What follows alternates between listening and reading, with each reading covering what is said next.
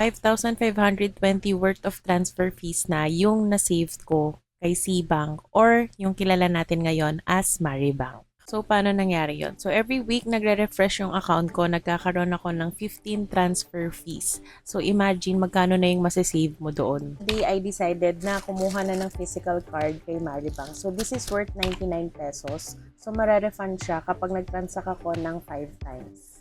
So, let's open.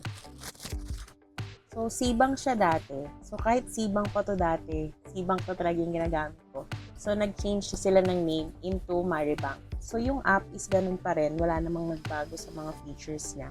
Yung name lang talaga yung nabago. Nung una, ayokong kumuha ng physical card kasi more on online transaction ako. Pero iniisip ko kasi, pag 5 times ko siyang ginamit, meron na akong free card. Tapos meron din kasi siyang mga cashback kapag ginamit mo yung card. Sana siya. So, yung style ng card niya is pa-portrait siya, hindi siya pa-landscape. So, yung kapareha niyang card is si Atomy, kung di ako nagkakamali. Naka-portrait din. So, patayo yung card niya. Ang isa pang kagandahan dito kay Maribank is zero foreign transaction fees on your overseas spend. And then, pwede rin natin siyang i-manage yung security ng card. So, nalilimit natin yung usage via app.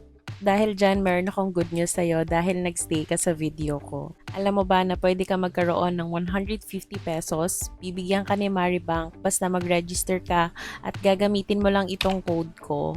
Saan ka makakakita na mag-open ka ng account tapos bibigyan ka pa ng 150 pesos? Ito lang ang gagawin natin. First is i-download mo si Maribank app. And then, i-register mo yung code gamit na to. Actually, this is my code. Meron din ako makukuha dyan, disclaimer lang. Pero 100 pesos lang yun. So, hindi naman siya masakit sa bulsa. Hindi yun manggagaling sa'yo.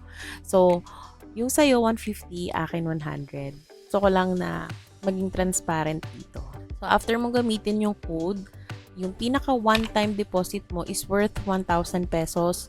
Hayaan mo lang siya doon, patulugin mo lang siya for 3 days. Magkakaroon ka na ng worth 150 pesos. So, malaking bagay na rin yun. So, kung ayaw mo na ng mga transfer fees, sayang din yung 15 pesos, 12 pesos, go and download Maribank app now. Sobrang laki ng masisave mo na transfer fees.